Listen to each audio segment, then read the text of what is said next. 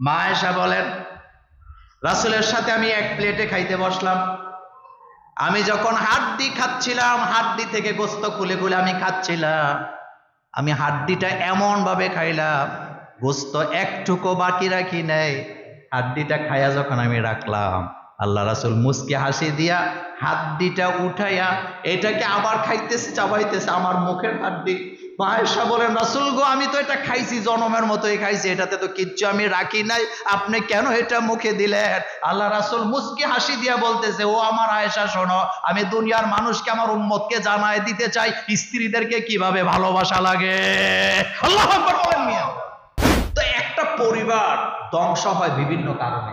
দেখেন, স্বামী স্ত্রীর মধ্যে ঝগড়া হওয়াটা কি সাধারণ একটা ব্যাপার? কথা কি বুঝতেছেন? স্বামী স্ত্রীর মধ্যে ঝগড়া হওয়া সাধারণ একটা ব্যাপার, হতেই পারে। কিন্তু ঝগড়ার পরে যদি স্বামী স্ত্রীর মধ্যে ইগো কাজ করে, বলেন তো কি বললাম? ইগো যদি কাজ করে, ওই স্বামী স্ত্রীর মধ্যে সংসার টিকার সম্ভাবনা। রাসূলুল্লাহ সাল্লাল্লাহু আলাইহি ওয়াসাল্লাম বিশ্ব নবী, সোজা কথা নয়। তার সাথে হযরতে আম্মা জান আয়েশা সিদ্দিকা রাদিয়াল্লাহু তাআলা আনহার মনোমালিন্য হতো, কোনো ব্যাপারে মন খারাপ হতো, কিন্তু কখনো তারা চিল্লাচিল্লি করতেন না, ইগো ছিল না। তো জিনিসটা কি ছিল শুনেন। রাসূল করিম সাল্লাল্লাহু আলাইহি ওয়াসাল্লাম বলতেছেন, একদিন আয়েশা, তুমি রাগ করলেও আমি বুঝি, তুমি খুশি থাকলেও আমি বুঝি। কথা কি বুঝতেছেন? রাসূলের স্ত্রী, সোজা কথা নয়। ও আয়েশা, তুমি রাগ করলেও আমি বুঝি, তুমি খুশি থাকলেও আমি বুঝি। মা আয়েশা বলেন, ইয়া রাসূলুল্লাহ সাল্লাল্লাহু আলাইহি ওয়াসাল্লাম, কিভাবে বুঝেন? এবার আল্লাহ রাসূল বলতেছেন, আয়েশা, তুমি যখন আমার প্রতি কোনো বিষয়ে রাগ করো, তখন তুমি বলো, আল্লাহ, ইব্রাহিম আলাইহিস সালামের আল্লাহ, আমাদের প্রতি রহম করো। তখন তুমি আমার নাম নেও না, ইব্রাহিম আলাইহিস সালামের নাম নিয়ে দোয়া করো, ও ইব্রাহিম আলাইহিস সালামের রব, আপনি আমাদের প্রতি রহম করেন। কিন্তু যখন তুমি আমার প্রতি খুশি থাকো, তখন আমার নাম নিয়ে দোয়া করো, ও মুহাম্মদ সাল্লাল্লাহু আলাইহি ওয়াসাল্লামের রব, আপনি আমাদের প্রতি রহম করো। এই জায়গার ঝগড়াটা কত মধুর ছিল, একটু চিন্তা করে দেখেন। দোয়া কিন্তু মিস নাই, শুধু নামটা একটু বদলাইয়া দেয়। যখন একটু রাগ করে থাকে তখন বলে, ইব্রাহিমের রব, আমাদের প্রতি রহম করেন। আবার যখন খুশি থাকেন তখন নিজের স্বামীর নাম আছে না না। কি বুঝেন নাই আপনি হাদিসটা? কথা কি বুঝতে পারছেন? কিন্তু গালাগালি আছে, কোন ইগো আছে নাই। আম্মা জান আয়েশা সিদ্দিকা রাদিয়াল্লাহু তাআলা আনহা বলেন, আমি একজন নারীকে হিংসা করতাম। সতীন বুঝেন? কথা বলেন। সতীন বুঝেন? সতীনকে হিংসা করা এটা স্বাভাবিক, এটা কি? কিন্তু আম্মা জান আয়েশা সিদ্দিকা রাদিয়াল্লাহু তাআলা আনহা বলেন, আমি পৃথিবীর কোন নারীকে হিংসা করতাম না, একজন ছাড়া, তিনি হচ্ছেন খাদিজাতুল কুবরা রাদিয়াল্লাহু তাআলা আনহা। আমি তাকে ঈর্ষা করতাম। এখন আপনারা বলবেন, মোল্লা ভাই কেন ঈর্ষা করত? হযরতে আম্মা জান আয়েশা সিদ্দিকা নিজেই বলতেছেন, আমি খাদিজাকে একটা জায়গায় ঈর্ষা করতাম, সেটা হলো আল্লাহ রাসূল সাল্লাল্লাহু আলাইহি ওয়াসাল্লাম যখনই মোনাজাত করতেন তখনই বলতেন, আল্লাহ, কিয়ামতের ময়দানে যেদিন স্বামী তার স্ত্রীর কথা ভুলে যাবে, নিজেকে নিয়ে এত ব্যস্ত হবে, সন্তানের কথা ভুলে যাবে, গর্ভধারিণী মা তার গর্ভের সন্তানের কথা ভুলে যাবে, দুধ দানকারিণী মা তার সন্তানের কথা ভুলে যাবে। আল্লাহ কিয়ামতের ময়দানে আমি মুহাম্মদ সাল্লাল্লাহু আলাইহি ওয়াসাল্লাম যেন আমার খাদিজাকে ভুলে না যাই। এটা শোনার পরে আমি খাদিজাকে ঈর্ষা করতে লাগলাম। আমি রাসূলকে বললাম, ইয়া রাসূলুল্লাহ সাল্লাল্লাহু আলাইহি ওয়াসাল্লাম, খাদিজার চাইতে কুমারী সুন্দরী রমণীকে আপনি বউ হিসাবে কাউকে পান নাই, এখনো খাদিজার কথা বলেন। আল্লাহ রাসূল তখন আমাকে বলতেন, আয়েশা রে, খাদিজার ব্যাপারে কোনো মন্তব্য করো না, কারণ তোমরা সবাই আমার সুদিনের স্ত্রী। আমার খাদিজা ছিল আমার দুর্দিনের স্ত্রী, যেদিন মক্কায় পা রাখার কোনো জায়গা আমার ছিল না। দুর্দিনের স্ত্রী আর সুদিনের স্ত্রীর মধ্যে পার্থক্য আছে না নাই? আহারে, স্বামীটা ঋণে পড়ে গেছে, স্ত্রী তালাক দিয়ে চলে যায়। স্বামীটা অসুস্থ হয়ে গেছে, স্ত্রী তালাক দিয়ে চলে যায়। স্বামীটা বিপদে পড়ে গেছে, স্ত্রী তালাক দিয়ে চলে যায়। স্বামীটা বেকার হয়ে গেছে, বিপদের সময় আর স্বামীকে স্ত্রী সঙ্গ দিতেই চায় না, এমন স্ত্রী আমাদের বাংলাদেশে আছে না? না। কিন্তু খাদিজার অবস্থাটা, খাদিজাতুল কুবরা ছিলেন তখনকার সময়ে বড় ব্যবসায়ীদের একজন। সুবহানাল্লাহ নাই? পুরুষ না মহিলা? কিন্তু ব্যবসায়ী হিসাবে বড়। বিশাল ছাগল, বকরি, ভেড়ার পাল ছিল হযরতে খাদিজার। দেশের বাইরের লোকদের সাথেও তার ব্যবসা ছিল, এত বড় ব্যবসা। সেই খাদিজা রাসূলের উপরে ঈমান আনার পরে, আল্লাহ রাসূলের কাছে তার বিয়ে হওয়ার পরে স্ত্রী হিসাবে তার যত সম্পদ ছিল সবগুলা রাসূলের হাতে উঠাইয়া দিছে। তবে এটা খাওয়ার জন্য দেয় নাই, শুধুমাত্র ইসলামের জন্য, আল্লাহর দ্বীন বিজয়ের জন্য মা খাদিজার সব সম্পদ আল্লাহ রাসূলের হাতে উঠাইয়া দিলেন। সুবহানাল্লাহ। দানের ব্যাপারে খাদিজা ছিলেন উদার। এখন আসেন মূল জায়গাটাতে যাই। তাহলে স্বামী স্ত্রীর মধ্যে মনোমালিন্য হওয়াটা কি স্বাভাবিক, কিন্তু ইগো যদি কাজ করে ওই সংসার টিকে না। ইগোকে ডিলিট করে দিতে হবে জীবন থেকে। ইগো বাদ দেন। ইগো মানে হলো আমি কেন জায়গায় আগে কথা বলবো, আমি কেন মাথা নত করব, আমি কেন আগে কথা বলবো, এই চিন্তা চেতনা যেই স্বামী স্ত্রীর মধ্যে থাকবে, আমি কেন আগে কথা বলবো, ঝগড়ার পরে আমি কেন তাকে আগে ডাকবো, আমি কেন তার কাছে আগে ডাকবো, এই ইগো যদি কোনো স্বামী স্ত্রীর মধ্যে থাকে, এই সংসার টিকবে না, টিকবে না, টিকবে না, 100% টিকবে না।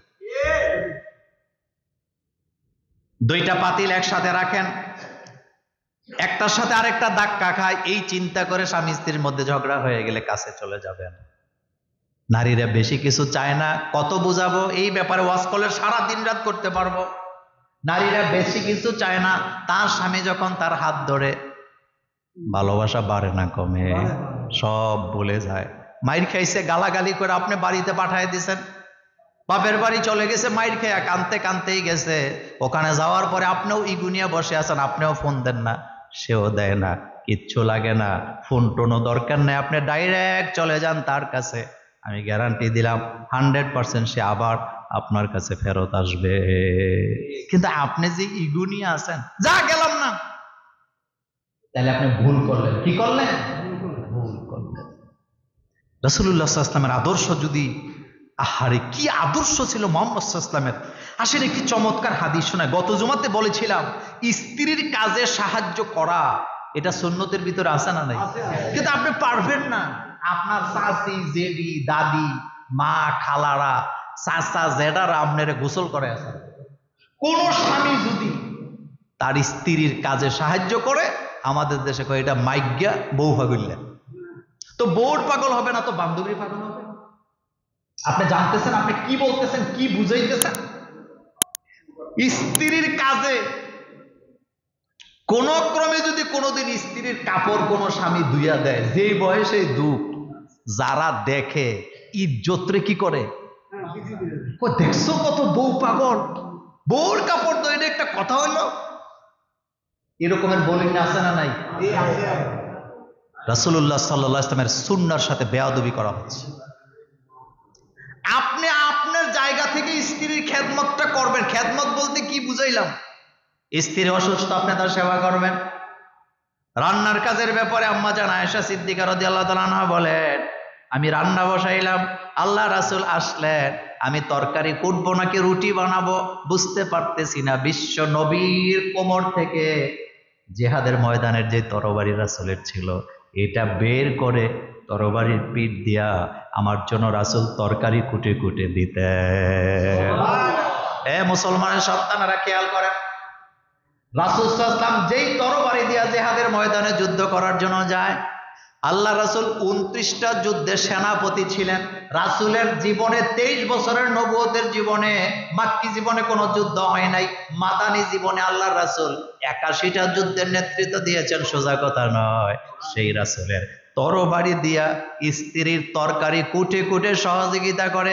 আর আমরা একটা ছোট্ট দোকান চালাই, আমরা একটা ছোট্ট চাকরি করেও যখন বাসায় আছি, আমি সুলতান সুলেমান খান, নওয়াবজাদা নসরুল্লাহ খাঁ বউয়ের কাছে জীবনের তো সহযোগিতা করেই না। যদি তরকারিটা রান্না করতে দেরি হয়ে যায় উল্টা বউরে গালাগালি করে, এমন নওয়াবজাদা নসরুল্লাহ খাঁ স্বামী আছে না না?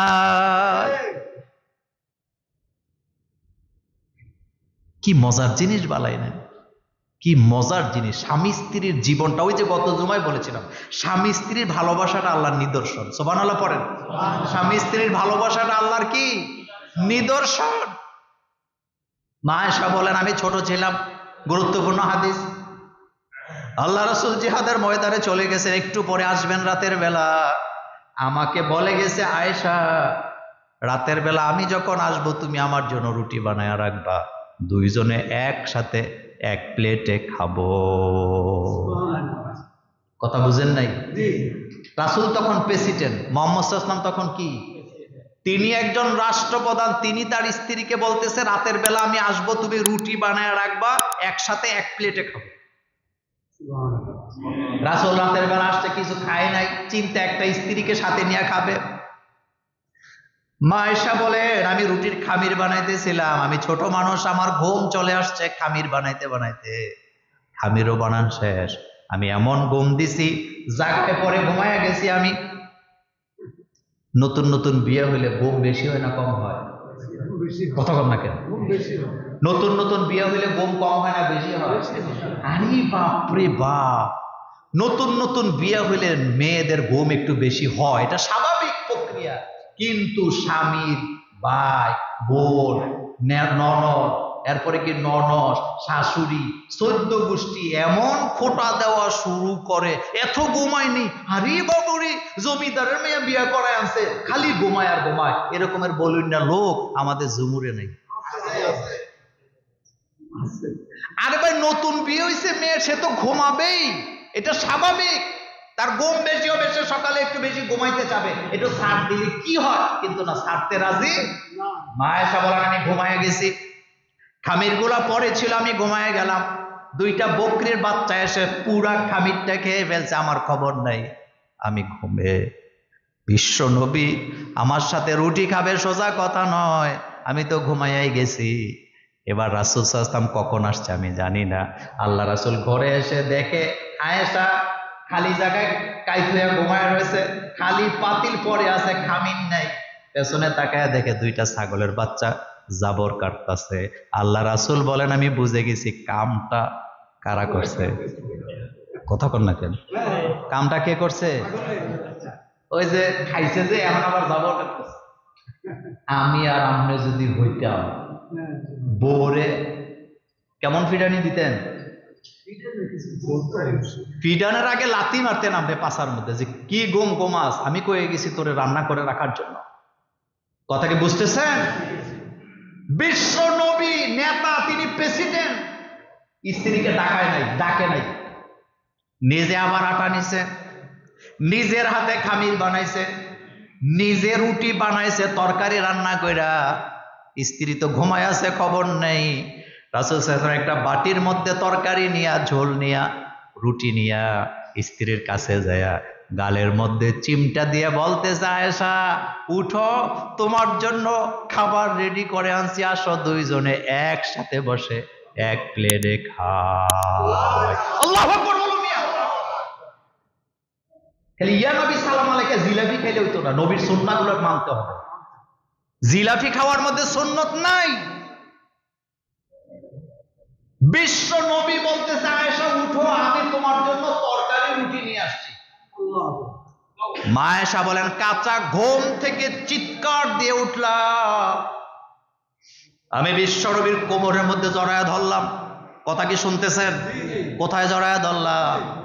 আমি জড়ায়া ধরে আমার স্বামীকে বললাম, ইয়া রাসূলুল্লাহ সাল্লাল্লাহু আলাইহি ওয়াসাল্লাম, বেয়াদবি হয়ে গেছে, ঘুমকে কন্ট্রোল করতে পারি নাই, আমি ঘুমায় গেছি, আপনি বলেছিলেন রুটি বানায় রাখার জন্য, আমি পারি নাই, রাসূল গো বেয়াদবি করে ফেলছি, আপনি আমাকে ক্ষমা করে দেন।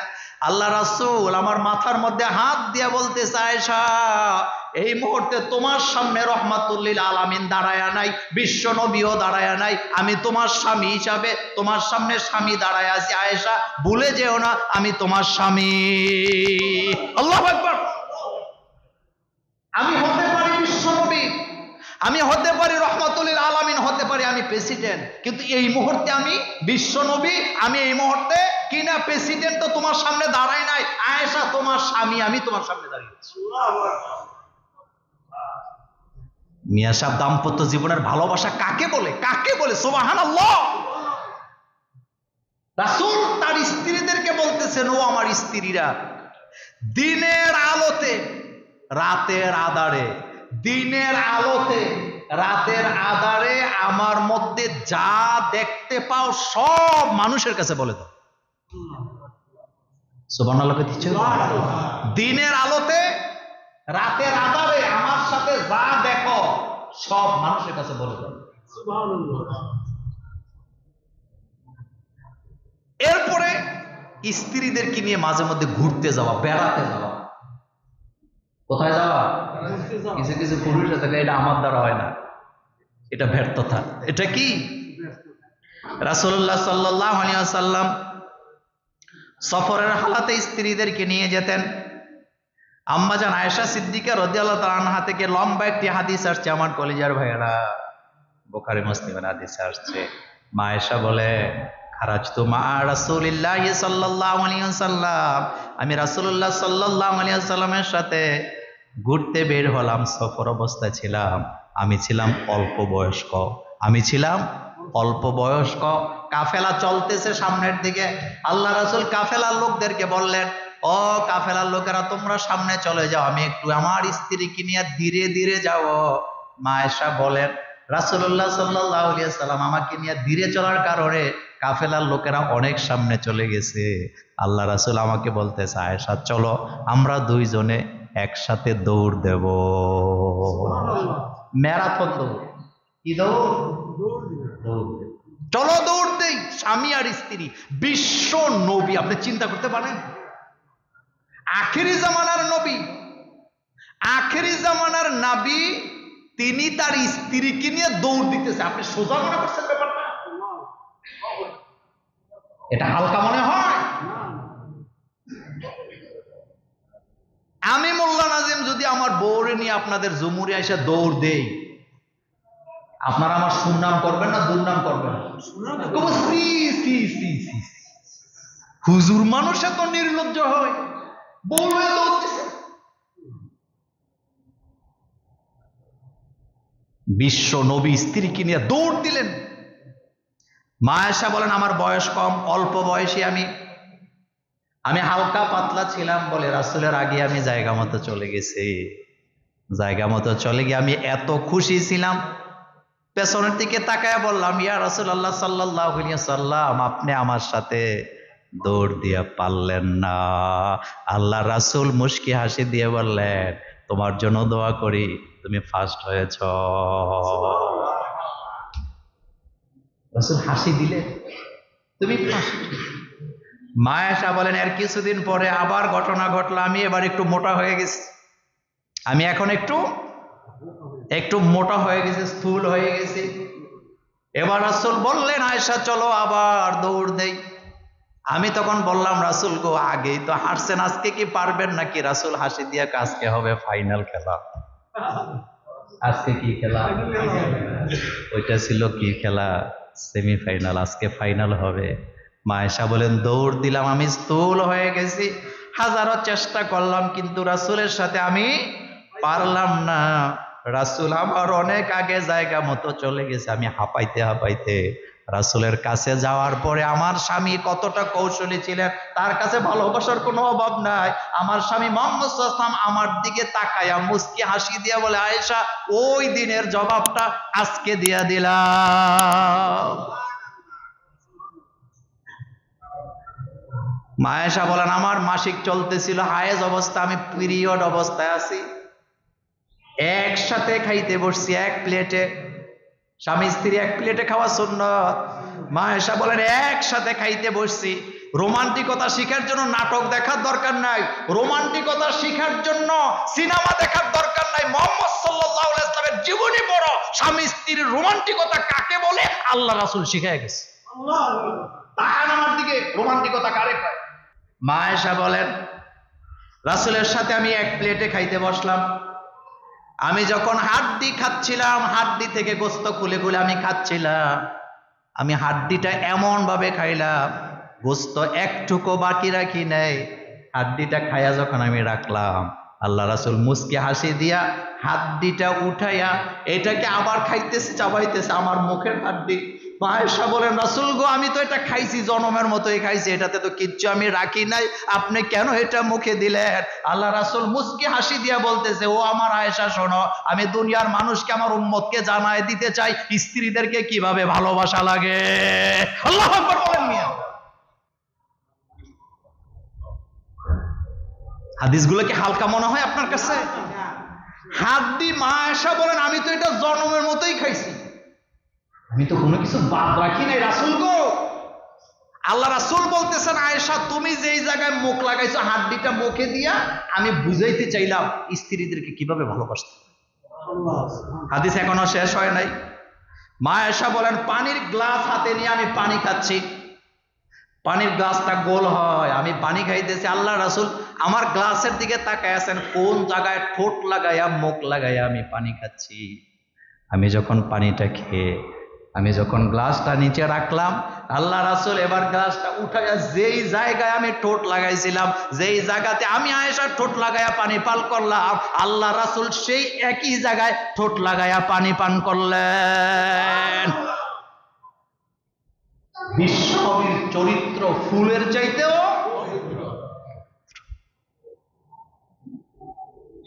আর আমাদের দেশের মহিলারা রাগ বাঙ্গাইতে লাগে 6 মাস। ইগু কি, স্বামীটা ঘরে গেলেই হোপ হোপ করে।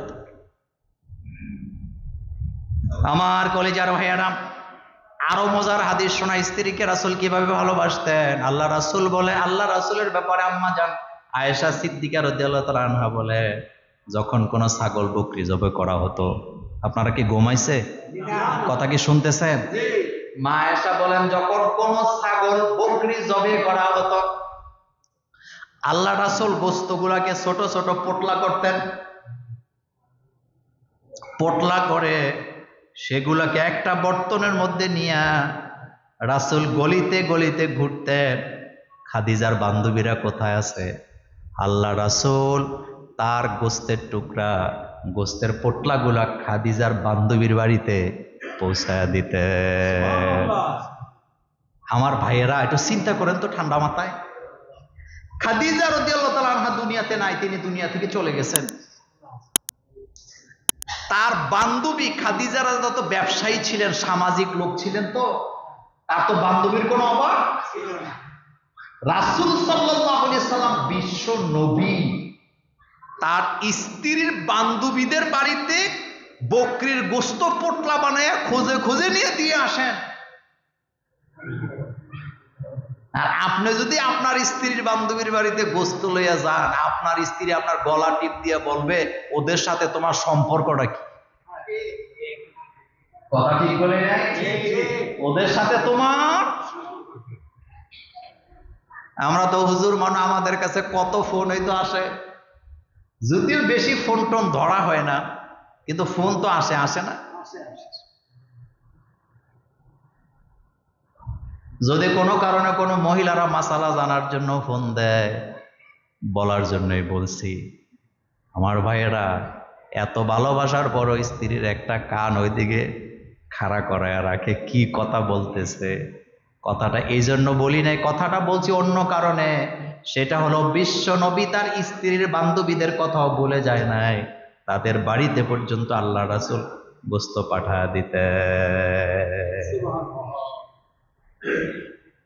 মা আয়েশা বলেন, খাদিজার বান্ধবীর বাড়িতে রাসূল গোশত পাঠায়।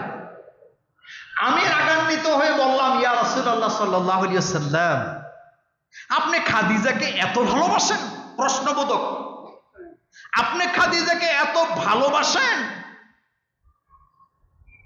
একথা বলার পরে আল্লাহ রাসূল আমাকে বললেন, ও আয়েশা শোনো, খাদিজার ভালোবাসা আমার অন্তরে গেঁথে গেছে। সুবহানাল্লাহ বাড়ি যায়, খাদিজার ভালোবাসা আমার অন্তরে গেঁথে গেছে, এটা ভোলা যাবে না। কারণ আসমানের নিচে জমিনের উপরে খাদিজার চাইতে এত দামি নারী কেউ নাই। এখন যে কথাটা আপনাকে শোনাবো, আপনার ছেলে, আপনার মেয়ে, আপনার বাচ্চা, আপনার স্ত্রীদেরকে নিয়ে মাঝে মধ্যে বাইরে যাবেন খাওয়ার জন্য, বাইরে ঘুরতে যাবেন, এটা সুন্নাহ। এটা কি সুন্নাহ? আমি আগেই বলছি, এই রাসূলের সিরতের উপরে আলোচনা করলে সারাদিন করতে পারবো, এত সময় তো জুমার খুতবায় থাকে না। তবে এই হাদিসটা খুব ভালোভাবে গেঁথে নেন। আল্লাহ রাসূল সাল্লাল্লাহু আলাইহি ওয়াসাল্লাম তিনি বাচ্চাদেরকে অনেক আদর করতেন। আপনি আপনার বাচ্চাদেরকে নিয়ে আপনার তৌফিক অনুযায়ী একটু ঘুরতে যাবেন, মাঝে মধ্যে একটু বাইরে নিয়ে খাওয়াবেন, এতে আনন্দ আছে না নাই? আমি মাঝে মধ্যে যাই। একদিন আমি রেড রুফিনে গেছি, আরেকজন দেখছে খুব বড় মাপের নেতা, তা আমাকে বলতেছে, মোল্লা ভাই হুজুররাও হোটেলে যেয়ে খায়, তা আমি কইলাম আমরা যেটা খাই এটা তো হালাল টাকা, আপনার একটা হালাল গ্যারান্টি আছে নি? কয় আপনি সবসময় গোড়ায় হাত দেন। রাসূল সাল্লাল্লাহু আলাইহি ওয়াসাল্লাম বাচ্চাদেরকে কত ভালোবাসতেন। আম্মাজান আয়েশা সিদ্দিকা রাদিয়াল্লাহু আনহার বর্ণনা হাদিস, হযরত আনাস বিন মালিক রাদিয়াল্লাহু তাআলা আনহু থেকে হাদিস বর্ণিত আসছে। তিনি বলেন রাসূলুল্লাহ সাল্লাল্লাহু আলাইহি ওয়াসাল্লাম পরিবার পরিজন তাদের প্রতি এতটাই দয়াবান ছিলেন, বাচ্চাদের প্রতি এত দয়াবান ছিলেন, তিনি বাচ্চাদেরকে কখনো জোরে ধমকি দিতেন না। কি দিত না? ধমকি দিতেন না। রাসূল ঈদের নামাজে ইমামতি শুরু করলেন, বুখারী মুসলিমের হাদিস। ঈদের নামাজে রাসূল ইমামতি করতেছে। ঈদের নামাজে ছোট সূরা পড়া হয় না বড় সূরা পড়া হয়? বড় সূরা পড়া হয়। ঈদের নামাজে সুন্নাত ইজা সামাউন ফাতারাত, সাব্বিহিসমা রব্বিকাল আলা, এই দুইটা সূরা পড়া সুন্নাত। কিন্তু রাসূল সাল্লাল্লাহু আলাইহি ওয়াসাল্লাম সেদিন ঈদের নামাজে জামাত শুরু কইরা পেছন থেকে ঈদগাহের মধ্যে বাচ্চাদের কান্নাকাটির আওয়াজ শুনতেছেন। এটা শুনেন না আপনারা? জি জি। আপনাদের ঈদগাহে তো মহিলা আসে না, তাই না? আমি যেখানে পড়াই মহিলারা আসে, বাচ্চার কান্না শুনতে পাই। তো কথাটা শুনেন, রাসূল সাল্লাল্লাহু আলাইহি ওয়াসাল্লাম নামাজে শুরু করলেন, পেছন থেকে বাচ্চাদের কান্না শোনা যায়, যেহেতু মায়েরাও কি করছে নামাজের মধ্যে আছে। এবার যখন কান্না শুরু করতেছিল, আল্লাহ রাসূল সাল্লাল্লাহু আলাইহি ওয়াসাল্লাম নামাজটাকে লম্বা করেন নাই, ছোট্ট ছোট্ট সূরা দিয়া নামাজটা পড়ালেন। সাহাবায়ে কেরাম বললেন, হুজুর ঈদের জামাতে তো এত ছোট সূরা আপনি পড়েন না, লম্বাই তো করেন। আল্লাহ রাসূল বলেন, আমি চাইছিলাম নামাজটা লম্বা করব, কিন্তু শিশু বাচ্চাদের কান্না আমার কানে আসলো, আমি বুঝতে পারলাম নামাজ যদি লম্বা হয় মায়েদের কষ্ট হবে, বাচ্চারা মাদেরকে ডিস্টার্ব করতেছে, সেই জন্য বাচ্চাদের আদরের কারণে, বাচ্চাদেরকে সম্মান দেওয়ার কারণে, স্নেহের কারণে আমি নামাজটা আজকে ছোট করে দিলাম। আল্লাহু আকবার। এরা হলো ইসলাম, এগুলি হলো পিওর ইসলাম, ভেজাল নেই। কি নাই? ভেজাল নাই। নামাজে দাঁড়াইলেন, বাচ্চারা ডিস্টার্ব করতেছেন মায়েদেরকে, আমি সেজন্য নামাজটা ছোট করে দিই। আসরের নামাজে রাসূল ইমামতি করতেছিলেন। হযরত আবু হুরায়রা রাদিয়াল্লাহু তাআলা আনহু বলেন, রাসূল সিজদায় গেছে, আর খবর নাই। আমরা মনে করলাম রাসূল কি নামাজের ভিতরে ইন্তেকাল করলো নাকি, কিন্তু রাসূল যেহেতু মাথা তোলে না, আমরাও তুলতে পারতেছি না, লম্বা সিজদা রাসূল দিলেন। নামাজের পরে জিজ্ঞেস করলাম, রাসূল গো এত লম্বা সিজদা কেন? কোনোদিন তো দেখি নাই। আল্লাহর নবী বললেন, আমি যখন সিজদায় ছিলাম একটা বাচ্চা এসে আমার কাঁধের উপরে বসা ছিল, বাচ্চাটা যতক্ষণ নামে নাই আমি সিজদাটা ছেড়ে দেই নাই, কারণ বাচ্চাটার কষ্ট হবে। বাচ্চার কি হবে? আর আমাদের মাদ্রাসাগুলি হয়েছে এখন কি জানেন, এটা জেলখানা। মাদ্রাসাগুলা কিছু কিছু মাদ্রাসা আছে জেলখানা, এখন আবার চেঞ্জ হইতেছে আলহামদুলিল্লাহ। এখন কিন্তু অনেক মাদ্রাসার মধ্যে খেলাধুলার আয়োজনও কি, কিন্তু এটারে জেলখানা বানাইছে, বাচ্চা যাতে এখান থেকে বাইর হইতে না পারে। আহারে, মুরুগের বাচ্চার মতো, মুরুগের বাচ্চাগুলা মা থেকে আলাদা করলে যেমন ছটফট করে, এই বাচ্চাগুলাকে একটা বাক্সের ভিতরে ঢুকে 1 সপ্তাহ তালা দিয়ে রাখা হয়। এটা অমানবিক, এটা কখনো মানবিক হতে পারে?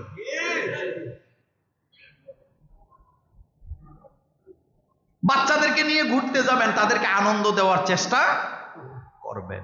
এরপরে এখন যে আলোচনাটা করব, স্ত্রীদেরকে শাসন করার দায়িত্ব বা সুযোগ স্বামীর হাতে আছে। কথা কি বুঝেন? আছে না নাই? আছে। কারণ তারা ভুল করতে পারে, তারা অবাধ্য হতেই পারে। এই জন্য আল্লাহ পাক বলছে, অবাধ্য হয়ে যায় যদি, তোমার কথা যদি না শুনে তাদেরকে তুমি শাসন করতে পারবা, তো শাসনটা কি শোনেন? আল্লাহ বলছে অয়জুহুন্না অযরহুন্না অদ্রিবহুন্না।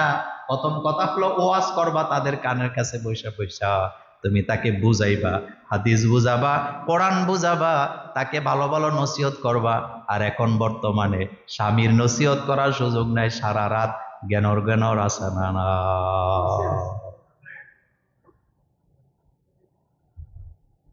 বুঝাইলেন, কাজ হলো না, বিছানাটা আলাদা করে দিবেন। কথা কি শুনতেছেন? বিছানা আলাদা মানে বউ থাকবো বাপের বাড়ি, আপনি থাকবেন নিজের বাড়ি, এরকম না। বিছানা আলাদা মানে বউ থাকবে খাটের উপরে, আপনি থাকবেন নিচে, এরকমও না। তো বিছানা আলাদা মানে কি? বিছানা আলাদা মানে মাঝখানে একটা কোল বালিশ দিবেন। বাংলাদেশ ভারতের বর্ডার, বুঝেন না কথা? কি দিবেন? বর্ডার দিবেন। কোল বালিশ একটা এমন ভাবে দিবেন সে যেন আপনার কাছাকাছি আসতে না পারে। কোল বালিশ দিয়ে আপনি উল্টা দিকে শুয়ে থাকেন, সে আরেক দিকে শুয়ে থাকবে। রাত 12টা বাজতে পারবে না, দেখবেন গুতাগুতি শুরু হয়ে যাইব। আপনারা ডাকবে আর বলবে, এই হুনসেনি আর কত। কেন বললাম কথাটা? এটাই হাদিসের শিক্ষা, এটাই কোরআনের শিক্ষা। কিন্তু আমার দেশে যখন বিছানা আলাদা কথা আসে, ফিডাইয়া বাপের বাড়িতে পাঠাইয়া দেয়। নিশ্চিত থাকেন আপনি, আপনার স্ত্রীকে যদি আপনি পিটাইয়া বাপের বাড়িতে 6 মাস রাইখা দেন, স্ত্রী জাত এমন জাত, আমার কলেজের ভাইয়েরা 6 মাস যদি দূরে থাকে আপনাকে ভুলে যাওয়ার সম্ভাবনা আছে না?